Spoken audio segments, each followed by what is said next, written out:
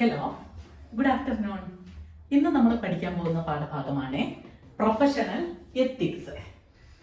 ഒരു makeup artist, celebrity makeup ആർട്ടിസ്റ്റിന്റെ professional ethics എന്ന അവരുടെ സാങ്കേതിക വൈദഗ്ധ്യത്തിനൊപ്പം പാലിക്കേണ്ട വ്യക്തിഗതവും തൊഴിൽപരവുമായ ധാർമ്മിക മൂല്യങ്ങളാണ്. വിശ്വാസ്യത, ശുചിത്വം, താരങ്ങളുടെ സ്വകാര്യത മാനിക്കൽ എന്നിവയാണ് ഇതിൽ ഏറ്റവും പ്രധാനപ്പെട്ടത്. സെലിബ്രിറ്റി മേക്കപ്പ് രംഗത്ത് പാലിക്കേണ്ട പ്രധാനപ്പെട്ട ധാർമ്മികതകൾ താഴെ പറയുന്നവയാണ്. സ്വകാര്യതയും രഹസ്യാത്മകതയും. 1. താരങ്ങളുടെ മേക്കപ്പ് റൂമിൽ നടക്കുന്ന കാര്യങ്ങളോ അവരുടെ വ്യക്തിപരമായ വിവരങ്ങളോ മേക്കപ്പ് ഇല്ലാത്ത മുഖമോ പുറത്തു വിടാതിരിക്കുക. അത് നമ്മൾ പ്രത്യേകം ശ്രദ്ധിക്കേണ്ടതാണ്. ഒരു പ്രൊഫഷണൽ എപ്പോഴും തന്റെ ക്ലയന്റിന്റെ സ്വകാര്യതയ്ക്ക് പൂർണ്ണമായ പ്രാധാന്യം നൽകണം. മനസ്സിലായില്ല? ശുചിത്വവും സുരക്ഷിതത്വവും. നിലവാരമുള്ളതും സുരക്ഷിതവുമായ ഉൽപ്പന്നങ്ങൾ മാത്രം ഉപയോഗിക്കുക. ഓരോ തവണയും ഉപയോഗിച്ചതിന് ശേഷം ബ്രഷുകളും മറ്റ് ടൂളുകളും അണുവിമുക്തമാക്കണം. അതാണ് നമ്മൾ പഠിച്ച സാനിറ്റേഷൻ, സ്റ്റെറിലൈസേഷൻ. ഇനി പഠിക്കാൻ പോകുന്നുണ്ട് കേട്ടോ. ചർമ്മത്തിന് അനുയോജ്യമായ പ്രൊഡക്റ്റുകൾ മാത്രം തിരഞ്ഞെടുക്കുക. പലതരം ബ്രാൻഡുകള്, പലതരം പ്രൊഡക്റ്റുകൾ നമുക്ക് കിട്ടും. പക്ഷെ ഏതാണോ അദ്ദേഹത്തിന്റെ ചർമ്മം അല്ലെങ്കിൽ അവരുടെ ചർമ്മം, സെൻസിറ്റീവ്, നോർമൽ സ്കിന്ന്, അതേപോലെ ഡ്രൈ സ്കിന്ന്, പലതരം നമുക്ക് വരാനിരിക്കുന്നുണ്ട്. അതിന്റെ മുന്നേ ആയിട്ട് നമ്മൾ പാലിക്കേണ്ട ചടങ്ങുകളാണ് പറയുന്നത്. അതേ രീതിയിൽ നോക്കിയതിന് ശേഷം മാത്രം അവർക്ക് വേണ്ടിയുള്ള പ്രൊഡക്റ്റ് നമ്മൾ നിശ്ചയിക്കുക. അതേപോലെ സിനിമയുടെയോ പരസ്യ ചിത്രത്തിന്റെയോ ഷെഡ്യൂളുകൾ താളം തെറ്റാത്ത രീതിയിൽ പ്രവർത്തിപ്പിക്കുക.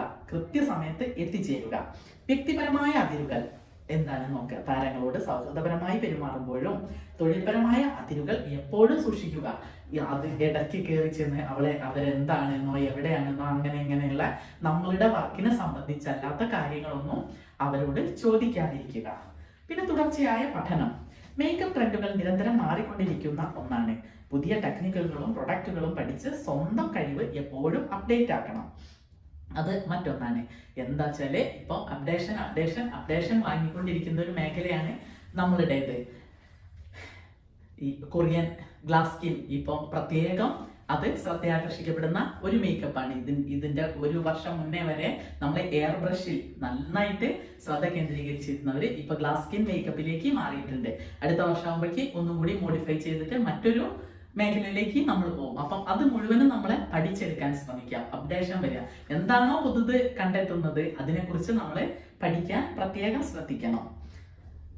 ഈ മേഖലയിലുള്ള തൊഴിൽ സാധ്യതകളെ കുറിച്ചോ അതോ പ്രമുഖ മേക്കപ്പ് കോഴ്സുകളെ കുറിച്ചോ കൂടുതൽ നമുക്ക് അറിയണം. അതിന് എപ്പോഴും എന്ത് ചെയ്യണം? നമ്മള് കോൺഷ്യസ് ആയിരിക്കണം. നമ്മളുടെ പ്രവൃത്തിയിൽ, നമ്മൾ ചെയ്യുന്ന ജോലിയിൽ എപ്പോഴും കോൺഷ്യസ് ആയിരിക്കണം. ഫ്യൂച്ചറിൽ എന്താവാം അതും എനിക്ക് പഠിക്കണം എന്നുള്ള തോന്നലോട് കൂടി മാത്രം ഈ സെലിബ്രിറ്റി മേക്കപ്പ് ആർട്ടിസ്റ്റ് ആണെങ്കിലും മറ്റെന്ത് തൊഴിലാണെങ്കിലും നമ്മൾ പഠിക്കാൻ ശ്രമിക്കുക, കണ്ടിന്യൂ ചെയ്യുക. Okay, thank you.